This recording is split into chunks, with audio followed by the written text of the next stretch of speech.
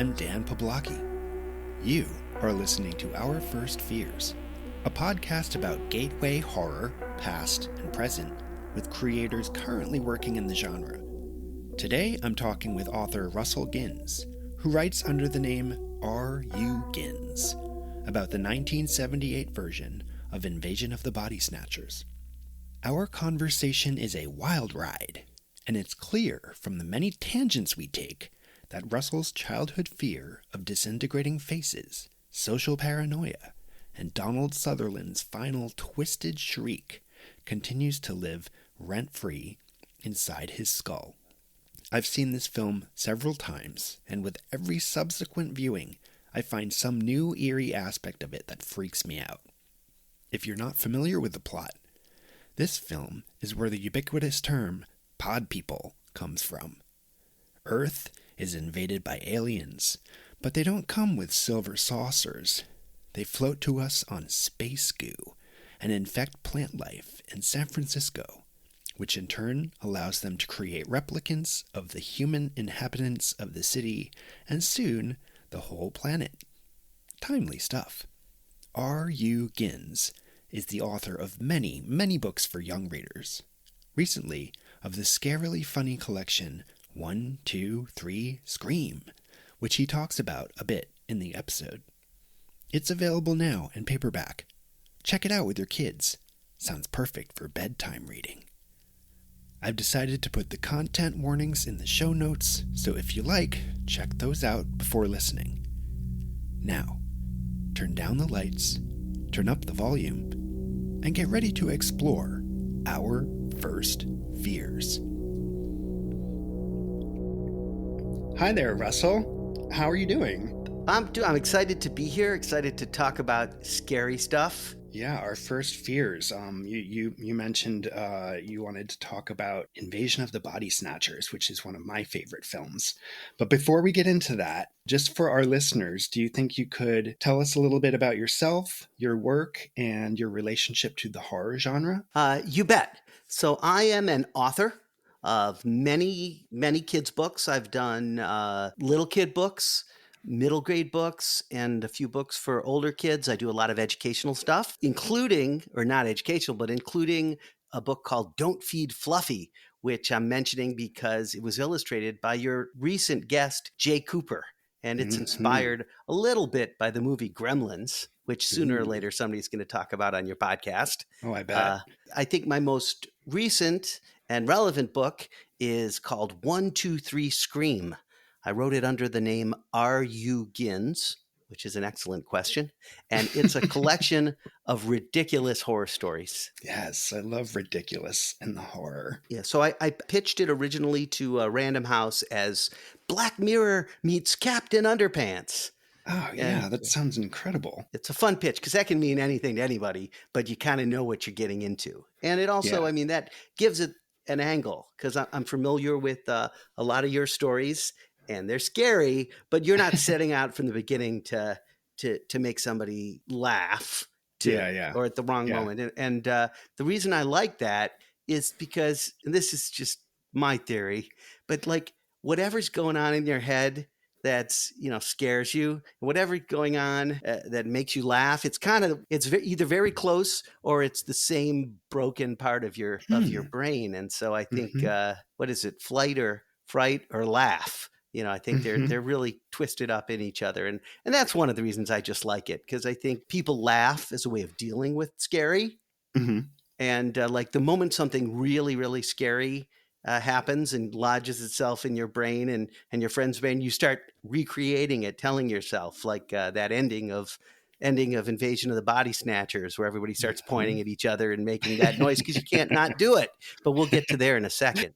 Yeah, we will. But I like the idea of fight, flight, or laugh. It sounds like a good title for maybe your next collection of funny, scary stories for kids. Yeah. Or maybe that it's sort of a parlor game when you see somebody and you point to somebody and say, fight them, run away from them, or try to make them laugh. Maybe I don't know. Yeah. Oh, that's cool. That sounds like fun. I'm asking a question of all of the guests, and that is, do you recall the first time you ever felt frightened? Oh, yeah. As background, I'm particularly scared all the time. I was just, and it's all self inflicted. I just remember and I'm talking like elementary school kid, my mom was always saying, "Why are you reading that? Why are you going Hmm. to that movie? Mhm. You know, you're not going to sleep tonight." And it wasn't like an "I told you so," but then I'm up at 3 in the morning, and my mom says, "Yeah, you kind of knew that was going to happen, didn't you?" But it never stopped me. But basically, I have no ability to sleep or concentrate that much because of it. Because I guess I grew up, just a huge fan of horror comics and scary movies. But Mhm. to answer your question, I went back Mhm. and I really thought about it. And I think the first terrifying and awful scare I can think of was when I was really little. I went to Knott's Berry Farm in California with my family, and there was a brothel. I don't know if you've ever been to No, Knott's Berry's farm, and I I've had no never idea been what to was going Knott's on. Berry Farm. Oh, it was, and I haven't been back because it's too scary. But I don't know. But it was like a Knott's Berry Farm. It's a big amusement park. It was ahead of the curve as far as thrill rides in California. It had all sorts of roller coasters. It was that one. It was Magic Mountain. Those were the ones you went to if you wanted to get thrown around at high velocity and experience G's, and as opposed to Disneyland, which was a thing. And Mhm. anyways, I went to Knott's Berry Farm, and it was like old timey. You got your picture taken, looking dressed up as in old fashioned clothes, looking dour. Anyways, they had a brothel on the street, and I remember in the window on the second floor there was like a lady's boot. Like, Mhm. and I don't know the exact narrative, and I remember a bunch of kids looked up and said, "Kick, kick, boot, kick," and it started kicking. I think it was somebody must have had a pulley and a rope, because there wasn't actually, I don't think, a second floor to that building. And certainly Mhm. it wasn't, I don't think, a real brothel. But anyways, somebody started, the boot started kicking. And I can't tell you why, but that scared me so bad. I Mhm. couldn't recover. I started Mm. crying. I ran, and I couldn't go back on that whatever Western main, Pine Street, Yeah. 1809 that they were recreating, because that boot kept kicking and that boot kept kicking. And even as I'm telling you about this, it's kind of Mhm. it's giving me a little bit of a chill. I picture that boot just kicking, and there was no thought process as far as Yeah. what lady was on the other end of that boot. It was just a boot, and it was kicking. I'm just I mean, the way you're saying that is terrifying. Oh, it was But horrible. what was that about? Was it, do you think you thought it was a ghost, or just the No, image of a it boot was in the window? something. No, there was no analysis of another realm.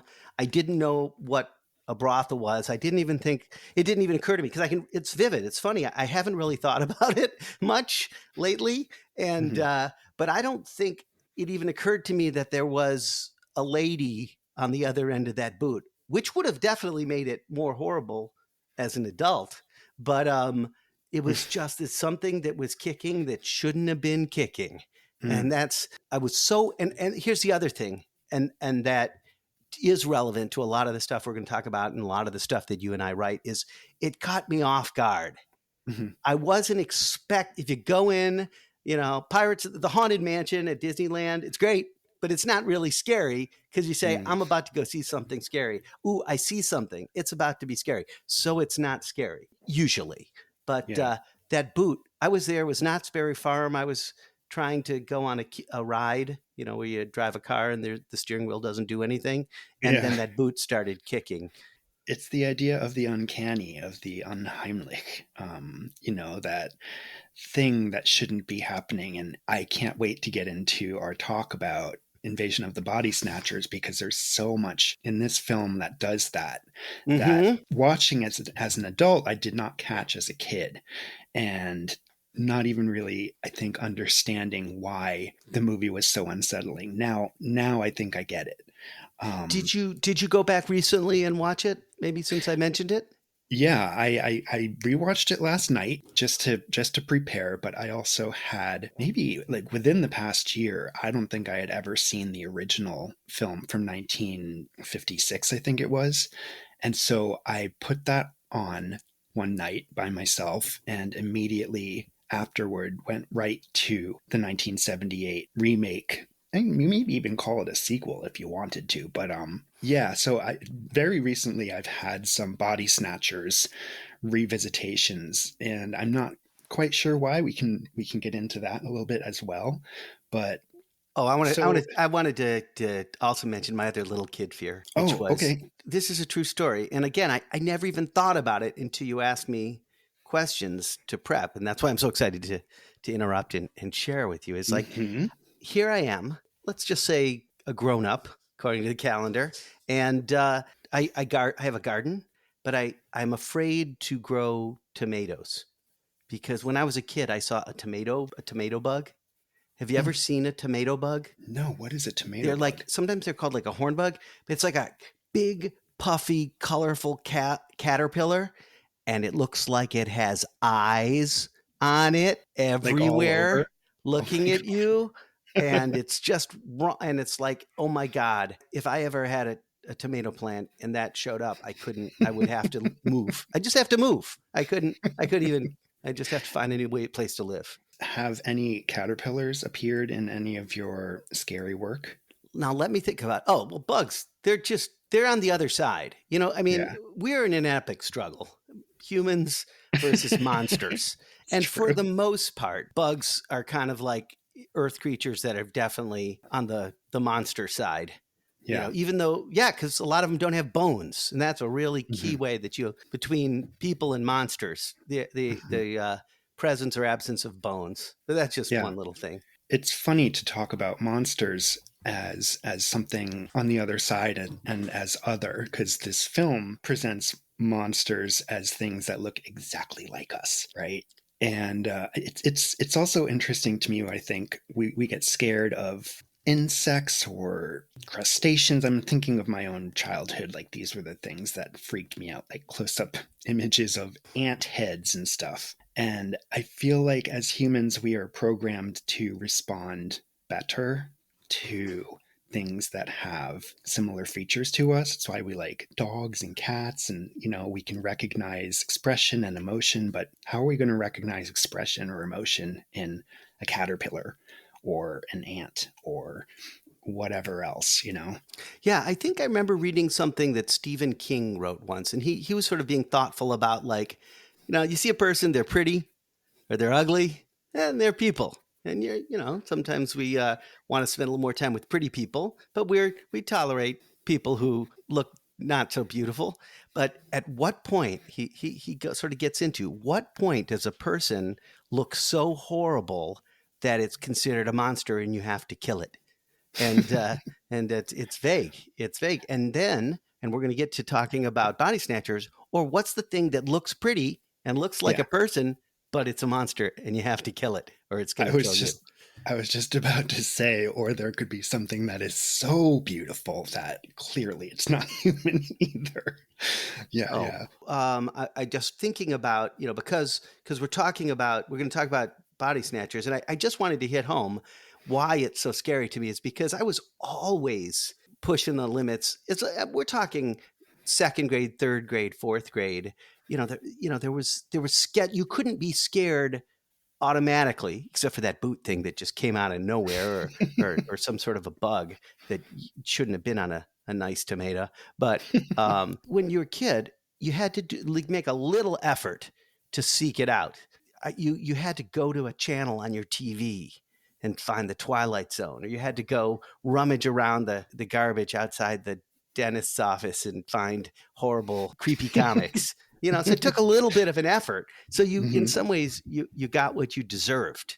And so I did want to mention really quickly, there's a horror comic, which I found in the trash outside a dentist office across the street from where I grew up. It was called Jennifer by Bernie Wrightson.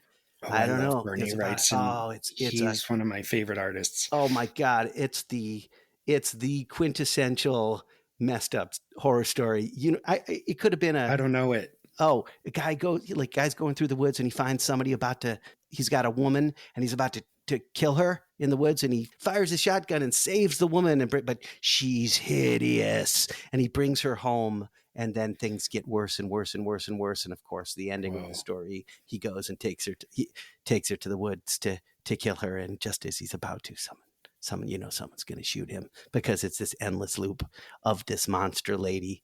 But there's that. And then last thing I wanted to say about myself before we go into the biggest, most horrible scare I ever got as a kid was I know a lot about curling, the sport curling, with the little brooms. Okay. And before they started the funny pants, which now makes it universally appealing. But growing up, I know a lot about curling. And that's because every Sunday I grew up in Michigan, there was a horror movie at noon. And I would watch a movie. And then afterwards, it was Wild World of Sports. And because I was in Michigan, a little bit north of Canada, I like to tell people, if you look at the map, the curling came on. And I would be so scared that I couldn't move. I couldn't get up. And I couldn't, after watching I Was a Teenage Frankenstein or The Ghoul, and I couldn't move. And there I am sitting there. And then the channel would change to show curling. And I couldn't get up. And so I learned a whole lot about curling as a result of I Was a Teenage Frankenstein. So you were paralyzed in like with fear in your chair. I'm sitting at the end. I was sitting on my dad's bed, I think, watching the noon horror movie, and it would end, and then I would be just paralyzed with fear. And then what's coming up? Oh, it's curling, which is something I now know a lot about. Do you find curling now to be comforting when it comes on the Olympics? Is it something you seek out as something to? No, not at all. But I just happen to know a lot about it because I was so scared by Little Shop of Horrors, the original, and I Was a Teenage Frankenstein. Yeah. And part of those ones I love to mention. The great thing about those, we had a black and white TV. I'm old. We had a black and white TV. If you go back and see those movies now, most of them are really dumb. They're just so, if you get a chance to see I Was a Teenage Frankenstein, it's worth checking out because it has great lines like, "Speak with a civil tongue. I know you have one. I sewed it in you." Things like that. And that's incredible. I mean, the title alone, I Was a Teenage Frankenstein, is pretty ridiculous. I think it might have been a low rent sequel to I Was a Teenage Werewolf. Mm-hmm. But let's talk about the 1970s invasion of the Body Snatchers. Yes. 1978 film by Philip Kaufman, the director, who I looked up and realized that he's credited with the story for Raiders of the Lost Ark, which I thought was really cool. Really? It's interesting. Yeah. So the 78 film is a remake of Invasion of the Body Snatchers from 1956, which is based on a book called The Body Snatchers by Jack Finney from 1955. This film's 78 version stars Donald Sutherland, Brooke Adams, Jeff Goldblum, Veronica Cartwright, who is one of my favorite screamers. Yes. Good. I have bullet points, and I was going to say, it just says Veronica Cartwright, ! Just a great horror actress and in general, great actress. And then Leonard Nimoy as Dr. Kibner, who is hilarious and so fascinating. So for our listeners, can you describe what happens in the 1978 version of Invasion of the Body Snatchers? You bet. And just to let everybody know, spoiler alert. Spoiler alert, because we could go right to the ending, but we're not going to go right to that ending. We'll get there. We'll get there, but there's an ending in that movie. Anyways, everything's normal. Everything's fine. But little by little, around the main characters, people are saying, hey, something's going wrong. My wife, my husband, my boss, my friends, they're not who they say they are. I can't put my finger on it. I can't tell you, but they're just not who they say they are. And then, of course, we meet our main characters. The person's, husband has gotten strange. We don't know why. At night, he's sitting around the house watching the the test pattern on the TV or watch it, Mm-hmm. just, and then of course at some point they go and visit the local psychological authority, Leonard Nimoy, who Mm-hmm. tells everybody, oh, no, this is some sort of mass hysteria that's going on. I don't know what. Everything's fine. Maybe take more sleeping pills. And then, of course, they start discovering giant seed pods around San Francisco. And of course, they stay up one night and the seed pods are hatching into exact likenesses of the people who ever live around the seed pods. And now they know that they're being replaced. The main character, she says, we're always looking for metal ships. We thought the aliens were going to get us in metal ships, but no, they're coming in plants. And then sometime about that moment in the movie, there's a cameo by the guy from the original Invasion of the Body Snatcher, who's run by from the 56 film. Yeah, going, they're here. And it echoes his scene at the end of the 56 film where he's literally says those same lines and falls on somebody's car in desperation and paranoia and saying, they're coming for you too. Yes. And then he immediately gets hit by a car and dies in the 78 film, which is also very, very eerie. Yeah, because he gets away in the 50s film. So maybe he's been running for 26 years. and that's why I say there could be an argument to be made, like maybe in another universe, that this could be a sequel. But yeah, but along the way, one of the reasons why it is so uncanny is everything in the movie is just your typical life in the 70s San Francisco, but the special effects around the plants, they're foamy little Brussels sprout, giant Brussels sprouts, and then people come out of them, and this was before CGI, so somebody really well-crafted humans that are slimy and look, and then they quickly mature and turn into the exact people. And there's so little by little they're outnumbered all of San Francisco, and soon they see trucks rolling out from San Francisco to the rest of the world, and some of the characters have to flee, and they reach the port of San Francisco, and they see boats that are cargo ships that are being loaded up with giant pallets of pods, and they realize they're in big trouble, and they have to not stay awake. Not fall asleep. They have to not fall asleep. And Donald Sutherland goes down to see if there's any help, and he realizes, it's too late. There's trucks rolling out. The U.S. Army they're all been taken over, and they're rolling pods out.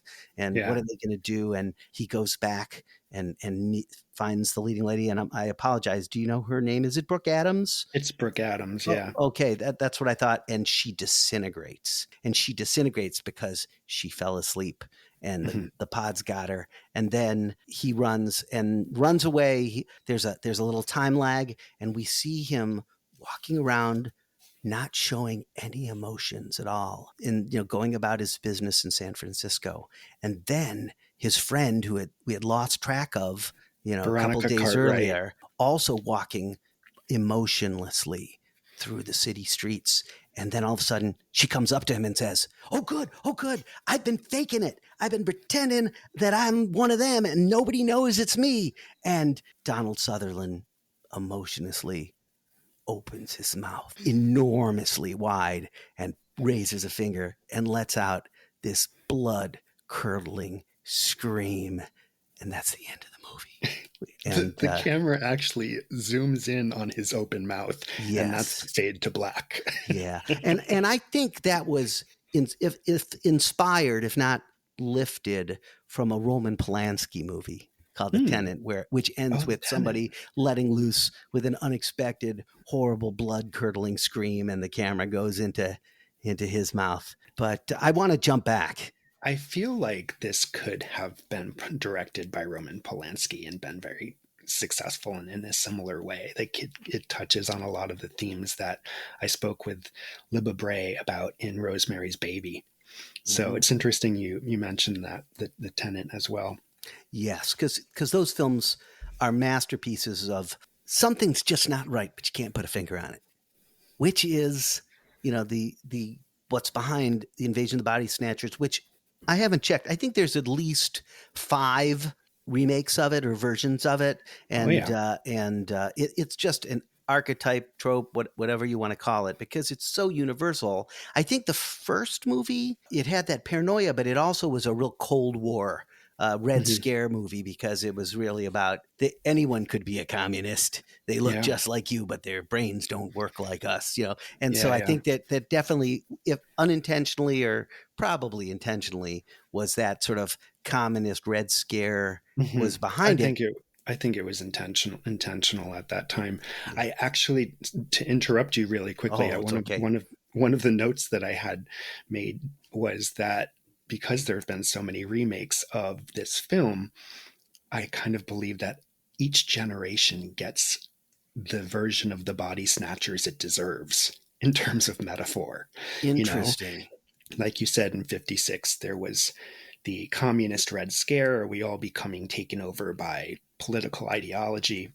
78, I'm not quite sure. Maybe it's about Weed. family and It's social weed. conformity, or the end of the 60s counterculture, right? Like who's doing weed, who's not doing weed, Because who's they're an taken old by hippie weed. who has moved on, trying to conform into this American culture, this society, this heteronormative behavior. In the 93, there was another film set on an army base. I don't know if it was that metaphor was like the conformity of government or war or get on board, politically with us. And then there was another remake in 2007 called The Invasion with Mm-hmm. Nicole Kidman and Daniel Craig. And that one, I have no idea what the metaphor is. Maybe because it's just muddled. The movie I don't think works very well, and maybe that's the metaphor. Maybe it's like we're in a confusing time and nothing makes any sense. And then one last one from the late 90s, which is not necessarily based on Body Snatchers, but The Faculty, which Mm. was a Kevin Williamson, I think, wrote the script. And that was more of a teens fearing conformity with their peers and the adults in their lives. So what do you think? This 78, the 78 version. What's the metaphor there? You said. Well, I think it taps into this really basic thing. The first movie does excellently as well, but as does Rosemary's Baby, which Mhm, is the people, your friends, your mhm, neighborhood, your family are not what you think it is. mhm, And and I think so, it's paranoia mhm, flat out. And the reason the 70s is done, I have spent some time trying to think about why did that scare me more than anything else that scares me. And I think it's because it's purely dramatic. It's not about special effects or anything. The scariest thing is when someone screams at you. mm, Why is that the scariest thing ever? Why? Because you're desperate. You've gone through this whole adventure, and it's like, okay, is this guy my friend? And he hmm. isn't. And that's the big reveal. It's so interesting that you say it when someone screams at you because there's a moment early on in the film after Leonard Nimoy's character leaves his book event and he's trying to, he's a psychiatrist or psychotherapist or a quack of some kind, and he's trying to do some therapy on Brooke Adams's character, and he ends up grabbing Jeff Goldblum and shoving him against a wall and screaming in his face and then letting him go. And Jeff Goldblum is confused and Brooke Adams is confused. But Leonard Nimoy says, "What did that make you feel? How did that affect you?" And it's literally what we were just talking about, the screaming at you. There's something scary about that. He's like, "What did it make you feel in your body?" And it's literally what the aliens, what the replicants later do, screaming in people's face to point them out, to say, "You're not one of us," to, there's a connection to be drawn there, which I think is weird and interesting and kind of clever. So I'm glad you mentioned Jeff Goldblum, because he's another Easter egg in that he's in there, but it was before he became the Jeff Goldblum and Mhm, started. Jeff Goldblum sort of has become like what happened to Jack Nicholson and Dennis Hopper. They just started playing themselves, which is mhm, very entertaining, but they're just playing themselves again and again. But he was still acting then, and he's this hapless person who sacrifices himself to come and get me, pods, and he's the reason that the main characters can run away. But Mhm. Leonard Nimoy, because we're talking late 70s, and when you're a Mhm. kid, Star Trek had been in, at least in Michigan, it was on twice a day, every day for decades. And Leonard Nimoy was like, he was authority. Just people looked up to him. I don't know who's the equivalent today because we're so fractured, but like he was the authority when you're a kid. And so the fact that they chose him when he gets dark, because he's the ultimate betrayal in Mhm. the movie until, of course, the big ending. And so I think Mhm. the fact that it wasn't cynical, that your trusted authority betrayed you.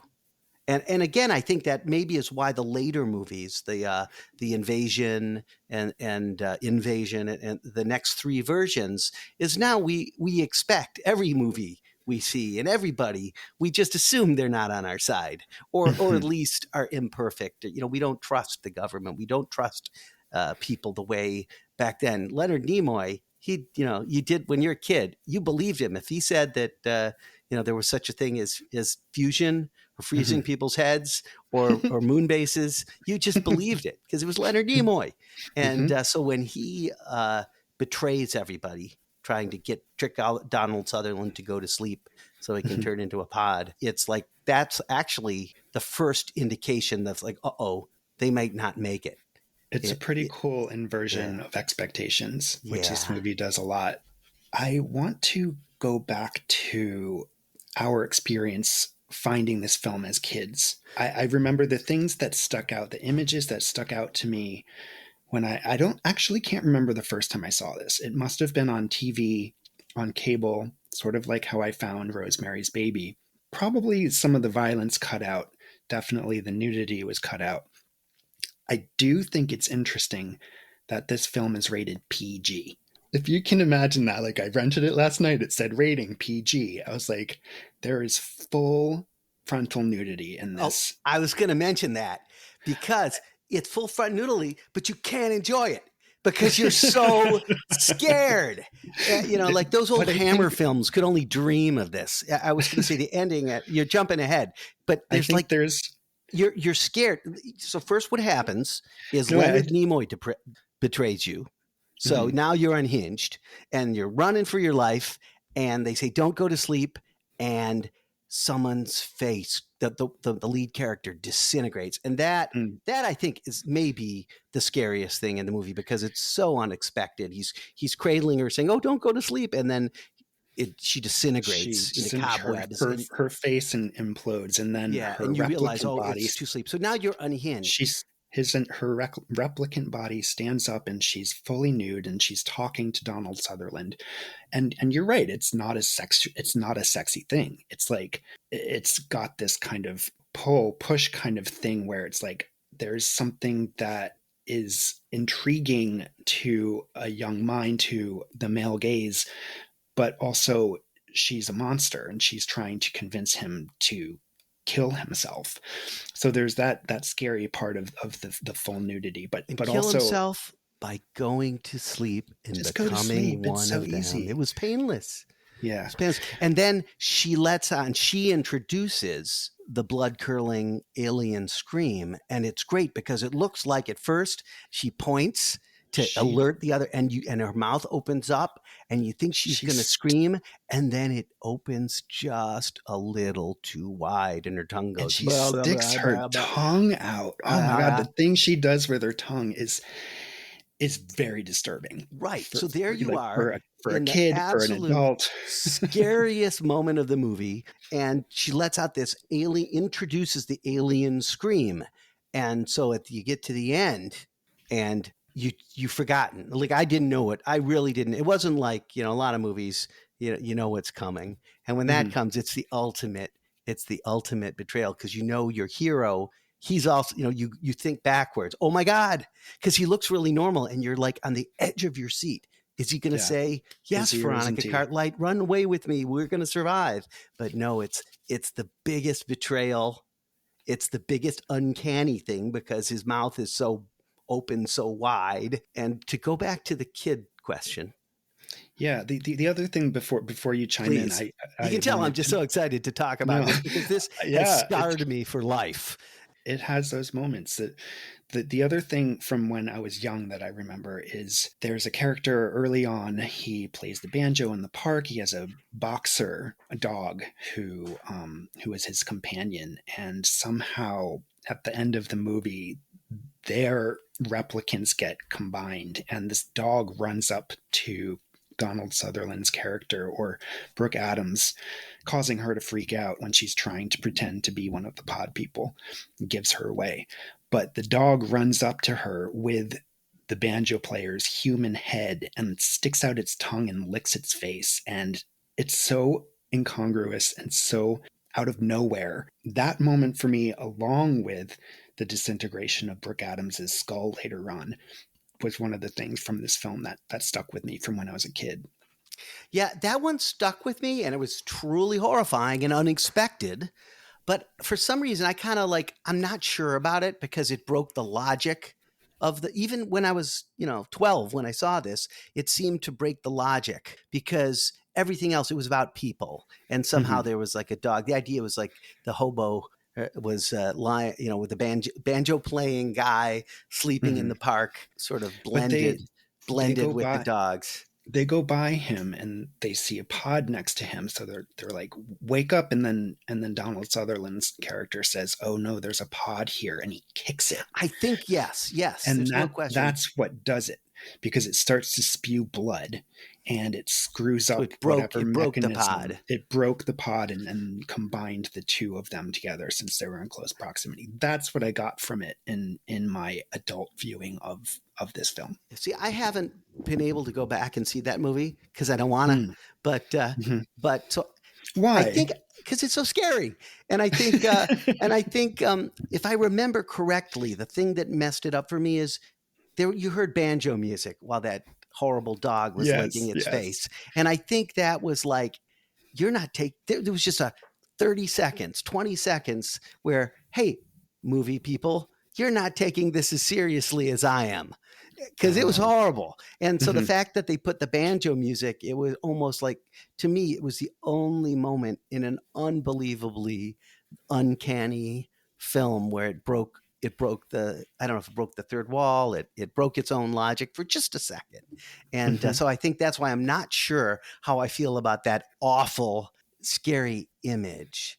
And, I do know that's one of those images that people talk about when they talk about this movie. It's like something that effed them up. But I might have, except it's just it just turns into such a roller coaster ride at the end.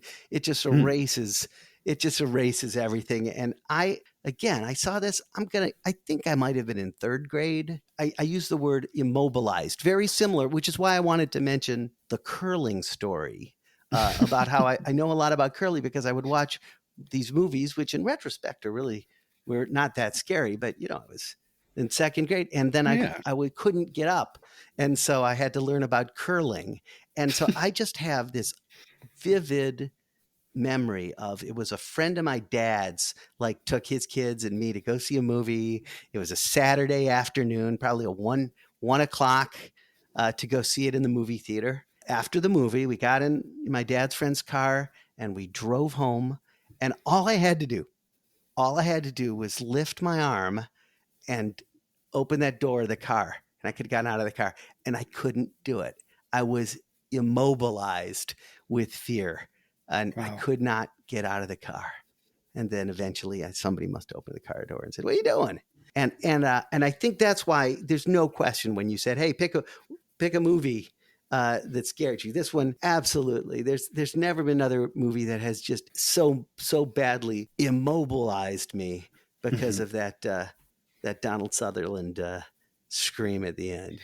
Do you remember when was the last time you saw this? Was it just as a kid, or I saw it as a kid? I've seen little pieces of it, but I haven't not gone back. I think you can go on the net. There's lots of GIFs of the scream at the end. It's sort of become iconic, but I have not seen it when I was a kid, but I sure remember every last detail because it's so which is almost like a discussion. If something scares you, good and scares you, you remember it. You remember lines, you remember little details as if they just happened. And I think that's a unique power of a good scare.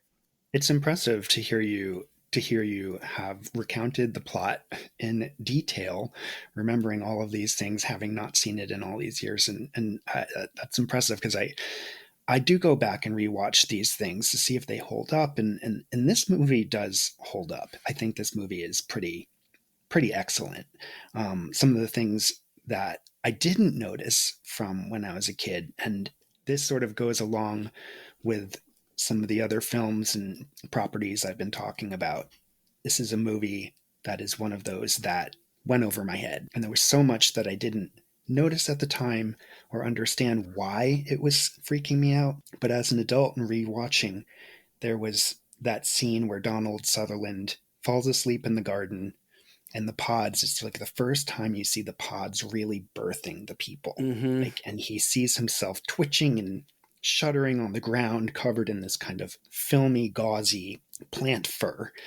And he's so disgusted by this that he takes a garden hoe and very, very graphically, violently eviscerates his own face. I think that for some reason it didn't, maybe they cut that out of the version I saw when I was a kid, but I can't imagine watching that as a kid and like being Actually, okay I after think that. if I remember correctly, it's like they see it. The two main characters or the group of people, they see Yes. their duplicate bodies lying there, Yep. and they're looking at them, and they're talking to themselves.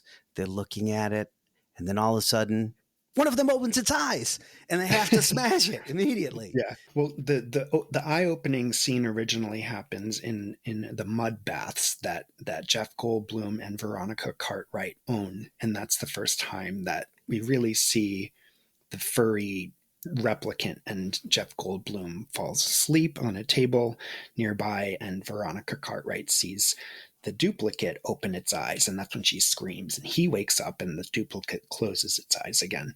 Another thing that I noticed as an adult was the way that the director uses extras in this film. Like, subliminally, there's people in the backgrounds of these shots that are watching the main characters. Maybe on first glance you don't even notice that they're watching them, but it's so brilliant because it sets up this unease for the viewer. The garbage And truck. Are you going to mention the garbage truck? the garbage truck, yeah. Yeah, there's a scene where, it's just starting to set in that maybe, this is real. We haven't learned about the pods yet, but you're walking down the street in San Francisco, and like you said, there's extras. Maybe they're watching you, maybe they're not. And they go by a garbage truck, and the two garbage men are just throwing their stuff in the back of the truck. But there's all these husks of plant husks. It's just dusty looking, burned up, crisp things. And you don't know what they are, but you eventually learn they are people. The other thing that I've noticed as an adult watching this is the camera work. And I know originally some of the critics gave this film a sort of a knock for the camera work, but it's so which is weird because Philip Kaufman is doing something, or his cinematographer was doing something that was so different for the time. I feel like it's so dynamic. You never know where the camera is going to point next. It could be looking at somebody's skirt and then all of a sudden up over their shoulder and you're seeing their face. It's so interesting and so online with this theme of not knowing what to expect, not knowing what to trust. It really works really well. And I think it's one of the reasons that this film really holds up. Yeah, I think I just saw the movie Oppenheimer, which is an excellent film, but the music doesn't let you make up your own mind. It just says, bah, foreboding, bah, foreboding. And a lot of movies, horror of this genre, they let the music do the heavy lifting of that era. Cat People, and it's in Alien, one of the best, in my opinion, best scary movies ever made, but starring Veronica Cartwright. The music is an actor. Whereas this, the absence of the music is an actor. It goes light. And if I remember correctly, the only real standout music is when Donald Sutherland is on the run at the very end, and he's looking, can he find help? And he goes down to the port of San Francisco, and he sees ships being loaded up with pods, and then a bagpipe starts playing. And I think Amazing that's, yeah. And Grace. I think, and they did that just to let you know all is lost, and they help you figure Yeah, that out. I did want to mention the music to you, get your take on it. Just some background. It's the score was written by a jazz musician and actually a psychotherapist. His name was, I think, Denny Zeitlin. It's his only film score. The music really struck me rewatching it last night because so much of it is just ambient noise. Yeah. It's just like what could sound like maybe some construction worker off in the distance, then, some clanging or some weird saw wobble or whatever. And it feels like a cityscape and it feels like a score, but it doesn't feel like Mm-hmm. anything you've ever heard before. Yeah. And I think, yeah. I think part of the strength of its use is it's there, but it doesn't overdo it. Like if you go No. back and look at other classics of the era, I'm a big fan of the original, like the Planet of the Apes is out the same kind of banging, clanging, but it's so loud and it's at every moment. Again, it's good, but it doesn't let you make that decision. And I Yeah. think if you go back to the paranoia that Mm-hmm. makes this movie so good and so scary, is that if they played scary music and it went dun dun dun when you saw something scary, then it wouldn't be the same as you just hear a little faint noise and you Mm-hmm. think, wait, should I be scared? And I think that's why it's so good. And I think Yeah. also that's why I was picking on the banjo, because then it didn't let you make a decision. It's like That- whether or not you think it's funny or scary, it's like sure. here's something extreme. Yeah. And It also uses silence, and mm-hmm. it uses, there are characters who are listening to the radio and television pretty frequently, and a lot of it just sounds like droning voices. Buy this, do this. Yeah. The weather's going to be that. So it almost becomes part of the score as well. And I think it's part of why the film is so effective. But going back to the moment where Donald Sutherland sees the ship, he hears there's a radio blasting Amazing Grace On a bagpipe. And he's like, oh, hope, we can escape. And he gets closer and closer, sees the pallet full of pods being lifted off of the dock, heading toward the ship. Amazing Grace cuts out. Silence. The radio station changes, and it's the weather report. And it's such an effective moment of Amazing Grace, we are rescued, to he realizes the pods are there. It's not rescue. Back to normal. Let's listen to the weather. Let's listen to the most mundane thing we could possibly listen to right now. And in that context, he has to go back and find Brooke Adams asleep and about to die. Yeah, I think it was so scary when Brooke Adams disintegrates that it just, as a kid, it just wiped away everything. The details are a little fuzzy, and like I said, not to dwell on it, but the fact that then immediately thereafter, and then it gets quiet, and like you mentioned, there's no soundtrack. You follow Donald Sutherland for a long time through his workday. You see him with some sort of a centrifuge. He was a food inspector. So you see Yes, him like doing health some department, a health yeah. department worker, and you see him like running some tests, and they drag it out. And if I was an adult, I would have been analyzing it, saying, "Oh, they're trying to make us wonder." But as a kid, I was like, "What's going on? Is something going to happen? Is it over? Are we okay?" Right. And then turns out we're not. One last thing I wanted to say about the music in that final moment where we see Donald Sutherland in a park and Veronica Cartwright comes up to him. There's a callback to the Amazing Grace theme. It's not done with bagpipes. It's more of a synthesizer kind of sound, but it just is barely there as she's coming up to him like, oh, maybe we're saved. Maybe we're saved. And that scream is what interrupts the Amazing Grace theme again there. That ending where he points and then shrieks at her. Again, the genius of both directing and her talent, Veronica Cartwright, she is you there. She is letting loose with the most scared person that you've ever seen on film. She is just purely just unhappy, terrified, everything that we're talking about before the camera goes into Donald Sutherland's giant open mouth and fades to black. The last thing you see is you, Veronica Cartwright, screaming and thrashing her head around, Thrashing her waving her head. hands and crying and screaming because she realizes all is lost. And all of that she went through the night before, and we don't really know what it was that she went through because she was missing off screen. All of what she went through And there's is a little for bit of naught. extra. And I think here's where we go when we talk about, because you and I both write short horror stories, the reason that it just juices it just a little when she sees Donald Sutherland. She looks left and she looks right, and then she kind of smiles like, I'm so great. I did it. I've got the answer. I've been hiding. I've been walking among them. I know the secret to survival. And then he goes, blah. And so it's the scary, it's the all is lost, and it also pulls the rug out from under. You think you're safe. It's sort of it's not a jump scare, but there's a lot of great classic horror tropes where somebody says, "Wait, I know what to do. Follow me." The greatest one is there's a shark movie with Samuel Jackson, and you know what I'm talking about, where the deep blue sea. And it's the best. It's a bump. It's not the world's greatest movie, but it's got 1A+ scene, which is where Donald Sutherland says, Donald Sutherland. Oh, I'm sorry, Samuel Jackson.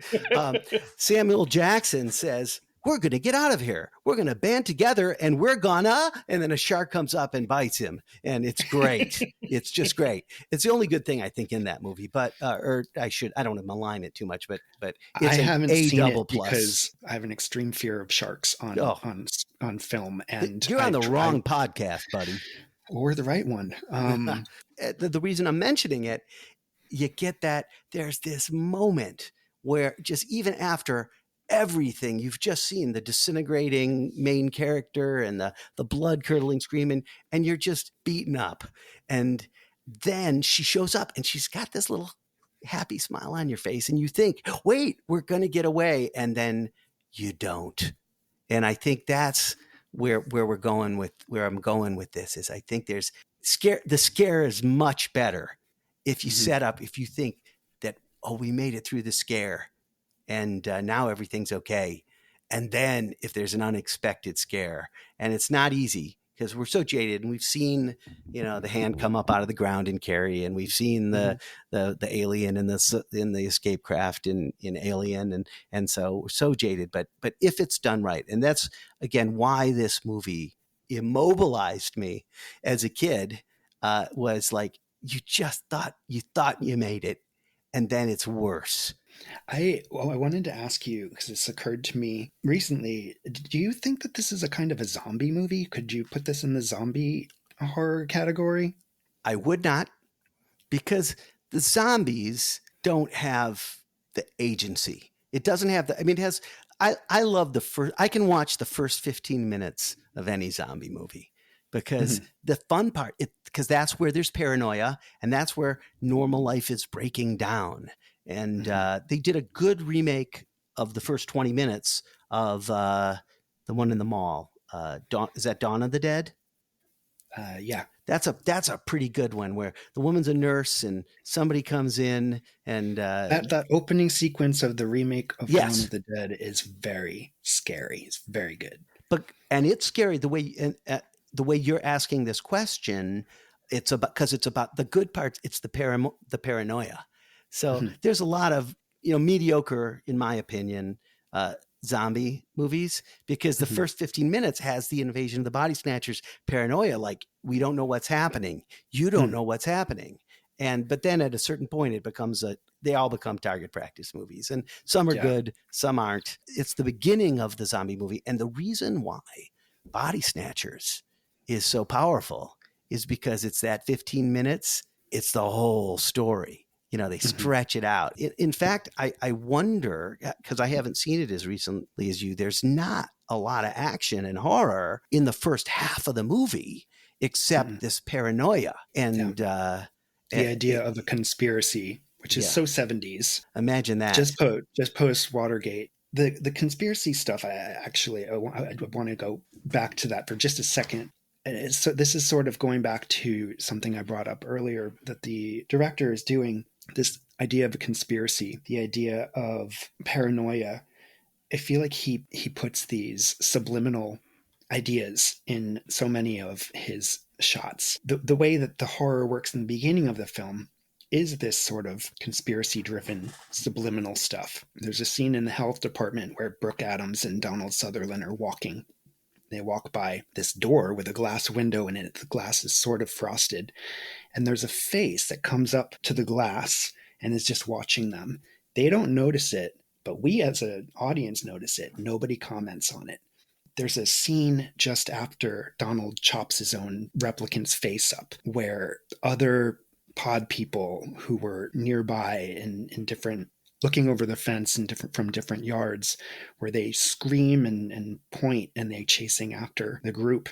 There's this head that I noticed sort of very strangely positioned in a window of a house nearby that nobody comments on. It's just a human head looking out the window, and it almost looks like a decapitated corpse head. It's like there's so much stuff that fills the screen that is never explained, never spoken about. The scene in the bookstore where Leonard Nimoy is having his book party, and so many of the guests at the bookstore are just sort of standing and watching, and they're like voyeurs, and it is this creeping dread that, like you said, the first half of the movie versus the second half of the movie, where what arguably I could have said like a zombie horde of people like running after the victims sort of comes and makes this huge action sequence moment. This idea of the conspiracy, I think, is what drives the movie forward from the beginning to where it actually gets very, very purposefully scary, like not just subliminally scary anymore. Yes. Do you remember any of that stuff? I do that, and I'm pretty sure there's a cameo that you did not mention, which is Robert Duvall. Yes. Yeah, I noticed. This is right in that middle of the movie where Brooke Adams' husband has gone from sitting around doing nothing and watching basketball games all day to sitting in nothing and watching the test pattern on the TV all day. And I'm sure there's some social commentary there, but there's no difference. So they go and like you said, there's always somebody looking at you. Always somebody looking. And then out of the blue, for no reason, they're in the park and dressed as a priest, Robert Duvall, just sitting on a swing, watching you. Yeah, I think it's a brilliant move to cast somebody at the time who was as famous as Robert Duvall. And you're like, it puts that same idea in your head of like, wait, why was that there? Yeah, and it goes Where's by so Robert Duvall's fast. character? Why doesn't he? When's he going to reappear? Right, and it goes by so fast. Unsettling. It's like you're not sure it was him, and so I think that really feeds their paranoia. I don't know if he's probably credited now on like Internet Movie Database, but I can't imagine it was certainly not in the credits. And I was a kid, by the way, so I'm not sure I knew who he was. But again, it feeds into the things are familiar, but something's wrong, and that's what makes this such a great movie. And then, of course, the ending is so intense that it says you were right. Something was wrong. Yeah. Well, listen, before we wrap up, I want to get real dark.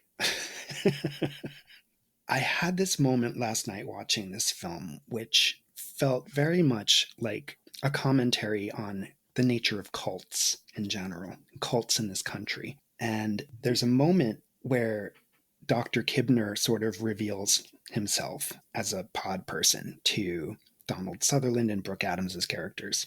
Leonard Nimoy says to them, "You'll be born again into an untroubled world, free of anxiety, fear, and hate," right? Yes, I forgot that part. The way that they set up Dr. Kibner's character almost is like he is a cult leader. The way that people in his book signing stare at him and fawn at him and are listening to him for guidance and advice. It made me think of Jim Jones. Well, yeah, it was about that era. It was the same month. Same month that the movie came out in December of 78, and the Jonestown Massacre happened in November of 78. And the fact that they both sort of were based in San Francisco, it's this uncanny. I'm going to go back because Jim Jones was recorded at that final day saying to his people in Guyana when they were protesting taking the flavor aid, the poisoned flavor aid, he said to them, "Don't lay down with tears and agony. It's just stepping over into another plane." And the way that sort of echoes and mirrors what Leonard Nimoy says as Dr. Kibner is so chilling to me. I feel like it makes this film even more powerful, prescient. I don't know, like whoever was writing it was tapping into some kind of zeitgeist at the time where people were looking for that esoteric change, a psychological change. And Jim Jones, as evil as he was, I think forced his community to sort of latch onto that idea as well. Do you have Yeah, anything to say about this?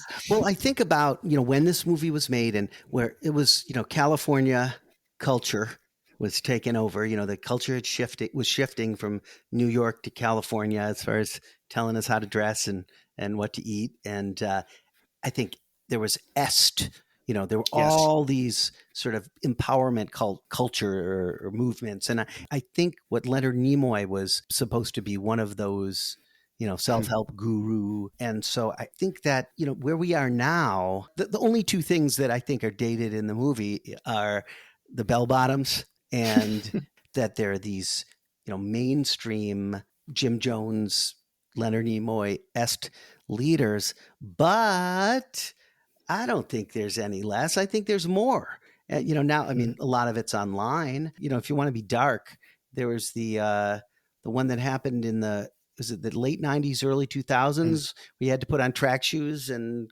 Heaven's Gate. Yeah, I was going to go into the anatomical details, but it was the same premise. It's like you're going to a better place, and so without a doubt, that's either what the writers are making fun of, or parodying, or pointing out, or they are saying, well, of course, if there were aliens and they were going to disintegrate you and replace you, what would they tell you?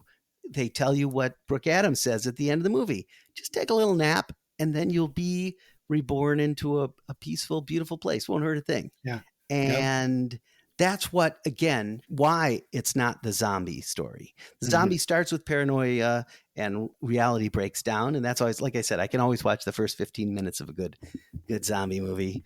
But the difference between that and this is they're not saying, aha, I've got you, I'm a monster. They're saying, no, trust me. I'm your friend.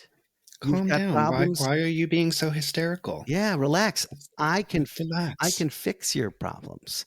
If you look just at stepping into a new plane. Yeah.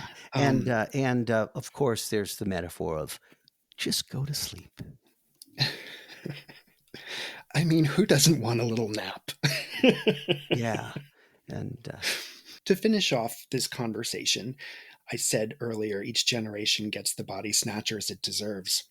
What would today's Body Snatchers remake look like? I think it's something that's going around on Instagram.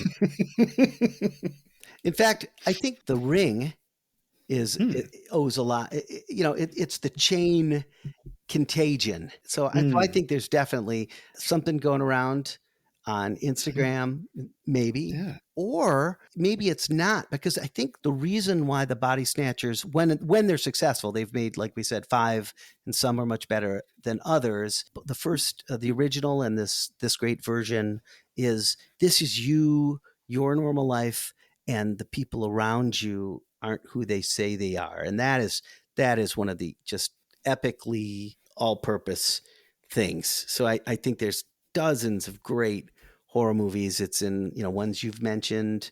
It's the nobody believes you. You see something, or are you crazy? I think, was it, the word gaslighting has come up.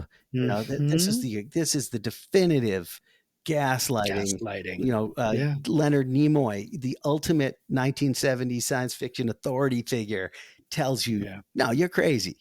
And so I think that's the piece of it there. That's the jumping off point for it. I think you're right. Well, listen, Russell, this was such a fun conversation. I so appreciate you coming on here and talking about your first fears, and sorry that we had to go there again with you. No, it's okay. I'm working it out, and I'm working it out by writing funny stories, because I'm taking it back. I'm taking it back because I'm writing scary stories with a funny twist. And so I want to end with my plug for 123 Scream, which just came out in paperback.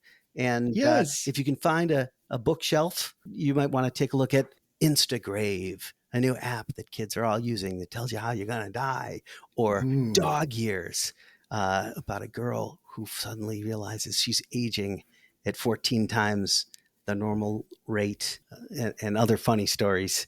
But they're all, I'm trying to make them good and scary, but they all have a humorous twist. So it's called 123 Scream. And you can even go to my website, 123scream.com, and see all sorts of things you shouldn't see.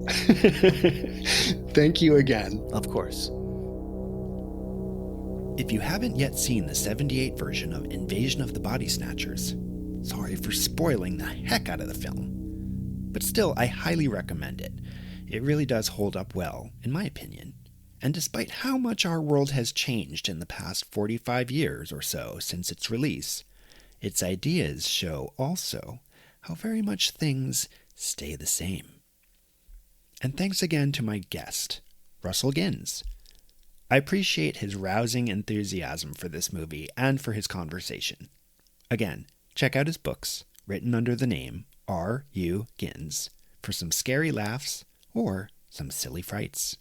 Please subscribe to Our First Fears wherever you listen to podcasts. And if you'd like, you can follow our social media at Our First Fears, one word, on Twitter as well as on Instagram.